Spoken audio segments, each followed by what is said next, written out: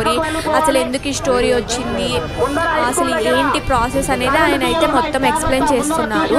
So దానికంటే ముందుగా ఇక్కడ మీరు మెయిన్ చూడాల్సింది క్రౌడ్ అన్నమాట. అసలు క్రౌడ్ అయితే ఎంతమంది ఉన్నారంటే అంతమంది ఉన్నారు, అందులో ఎక్కువగా యూత్ ఉన్నారు.